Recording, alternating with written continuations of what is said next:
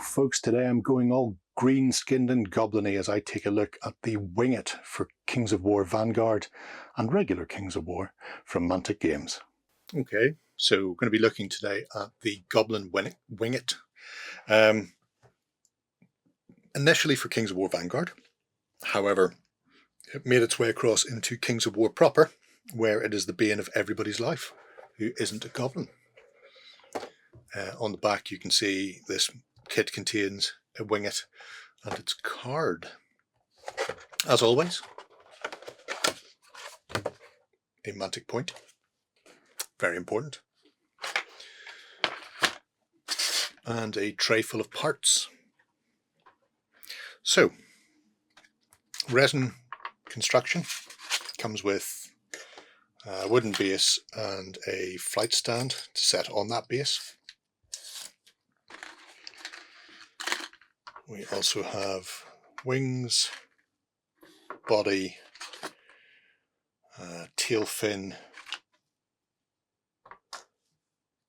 and then crew, which is, I suppose, a pilot and a spotter. The relevant limbs,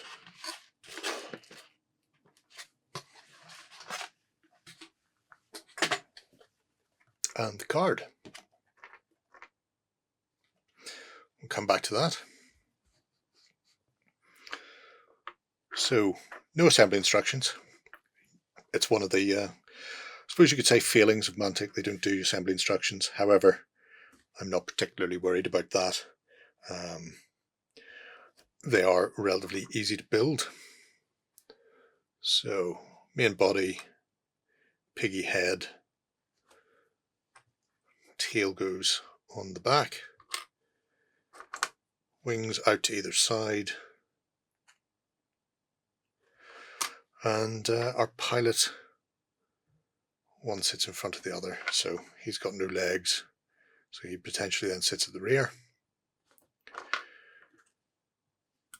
And crew parts. So castings are very crisp, nicely detailed, as always with Mantic's resin. Bit of flashing, plenty of sprue gates to clean up. I love the pig nose. Pig nose is divine. Can't see any slippage or mismolds. Bit of flash on this foil. Not sure what you would call it. But otherwise the pieces are well cast and nicely detailed. Time to heat this up and assemble it. I should be back in a moment. Okay, I'm back and the Winggit is pretty much built. There are a couple of little pieces left to go on, which I can show you here. So there's little pegs just in behind the eyeball there, which give you a sort of a bat wing piggy ear. I suppose it's a bat more than anything else. The reason I've left those off is the front pilot fits better if you slide him in from one side, and then he can be glued into place once he's painted, and then the bat ears will go on afterwards. Now I will say there is a gap there. There's a little peg join that was from his bum into that seat cushion, which I've cut off because he's floating. I don't know if I've glued this too far forward or if I just need to trim a bit more off his feet to get his boot arcs to sit, which I will do at some point, because I'd much prefer him to be sitting down rather than hovering. So I think his little ankle feeties are just a bit too long there. So once they're trimmed off and he's in, the maniac with all the bombs,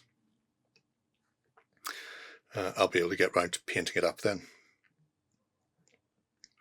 See if I can just get him out and out of my way. The 50mm base, I've glued the flying stand to it. Slightly off center because I wasn't paying attention, but you know, I can live with that. I'll texture the base as well. It does come with 2 different flight stands because it's a standard Mantic flying base. You will need to use the longer of the pair because if you use the shorter, you don't have any ground clearance for this wing. Unless, of course, you want to build your own bespoke sort of top for it. Build-wise, very simple. No instructions, but no instructions really needed. Everything clearly fits in only one direction, including these wings. So I thought the billowing part would make more sense for the wings sort of at the top. But I suppose if you imagine these are flapping, based on the gearing here, that's exactly what they're doing. So these are on their way up. So the bulge is at the bottom.